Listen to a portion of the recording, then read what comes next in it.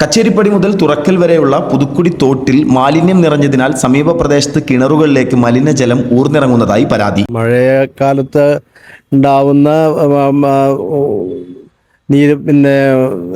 ജലവുമായി ബന്ധപ്പെട്ടാണ് പണ്ട് ഈ തോടിൻ്റെ പ്രവർത്തനം കാര്യങ്ങളും ഒഴുക്കുമൊക്കെ ഉണ്ടായിരുന്നത്. പക്ഷെ ഇന്നിപ്പോൾ ഈ തോട് വളരെയധികം ശോചനീയമായ അവസ്ഥയിലാണ് എത്തിപ്പെട്ടിട്ടുള്ളത്. തുറക്കൽ ബാപ്പുട്ടി ബൈപ്പാസ് റോഡ് വന്നതിന് ശേഷം ഉണ്ടായിട്ടുള്ള ഒരു ഡെവലപ്മെൻറ്റ്, കുറേ കടകൾ അതുപോലെ ഹോട്ടലുകൾ ഒക്കെ തന്നെ ഈ പ്രദേശത്ത് ഈ റോഡിനോട് ചാരി വന്നതുകൊണ്ട് അവിടങ്ങളിൽ നിന്നുള്ള മലിനജലം എല്ലാം എങ്ങോട്ടാണ് പോകുന്നത്, ഈ തോട്ടിലേക്ക് ഒഴുക്കി വിടുന്നുണ്ടോ എന്നുള്ളത് ഒരു ആശങ്ക ഇവിടുത്തെ നമ്മുടെ ആളുകൾക്കുണ്ട്. നൂറുകണക്കിന് കുടുംബങ്ങളാണ് ഇതിൻ്റെ ഓരത്ത് താമസിച്ചുകൊണ്ടിരിക്കുന്നത്.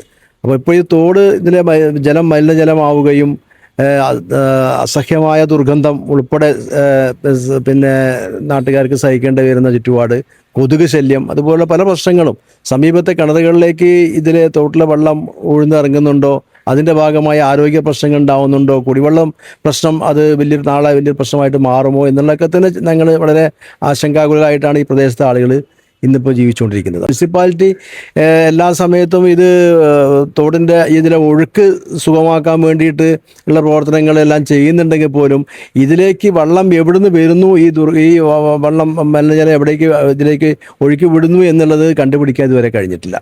മാത്രമല്ല, ഇത് കണ്ടുപിടിക്കണം എന്നുണ്ടെങ്കിൽ തീർച്ചയായിട്ടും അവർക്ക് ഈ സ്ലാബ് നിലവിലുള്ള ബസ് സ്റ്റാൻഡിൻ്റെ, നമ്മുടെ IGBT ബസ് സ്റ്റാൻഡിന് മുമ്പുള്ള സ്ലാബെല്ലാം എടുത്തു മാറ്റി ആ തോട്ടിലിറങ്ങി അത് പരിശോധന നടത്തണമെന്നുണ്ടെങ്കിൽ ഓക്സിജൻ മാസ്ക് വേണം.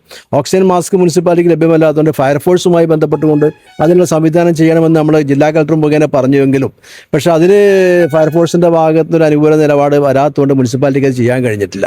മാത്രമല്ല, ഇപ്പോൾ ഉണ്ടായിട്ടുള്ള ഏറ്റവും വലിയ പ്രശ്നം നമ്മുടെ ക്യാമറകളൊന്നും ഇല്ലാത്തതുകൊണ്ട് ഇതിനായിട്ടൊരു ടീം കക്കൂസ് മാലിന്യം ഉൾപ്പെടെ ഈ തോട്ടിലേക്ക് ആൾ ശ്രദ്ധ ഇല്ലാത്ത സ്ഥലങ്ങളിൽ പോയി കക്കൂസ് മാലിന്യം ഈ തോട്ടിലേക്ക് ഒഴുക്കി വിട്ട് പണം ശേഖരിക്കുന്ന ഒരു പണ സമ്പാദന മാർഗമാക്കി ഒരു വിഭാഗം പ്രവർത്തിക്കുന്നുണ്ടെന്നുള്ളത് മനസ്സിലാക്കുന്നു. പെട്ടെന്ന് ഇതിൻ്റെ ഉറവിടം കണ്ടെത്തി അതിനെതിരായിട്ടുള്ള പ്രവർത്തനങ്ങൾ നടത്തി ഇത് പഴയ മാതിരി ശുദ്ധജലം പോകുന്ന ഒരു തോടാക്കി മാറ്റണം എന്നുള്ള നിർദ്ദേശങ്ങളൊക്കെ പോകുന്നുണ്ടെങ്കിൽ പോലും അവൻ തന്നെ പ്രായോഗിക തലത്തിൽ ഈ സംഭവങ്ങളൊന്നും നടമാടുന്നില്ല എന്നുള്ളൊരു വിഷമത്തിലാണ് ഞങ്ങൾ നിൽക്കുന്നത്. തോടിനുമീതെ കൂറ്റൻ സ്ലാബുകൾ സ്ഥാപിച്ചതിനാൽ നഗരസഭ ശുചീകരണ തൊഴിലാളികൾ നിസ്സഹായരാണ്. തുറക്കലിൽ നിന്നും 93 കേരള.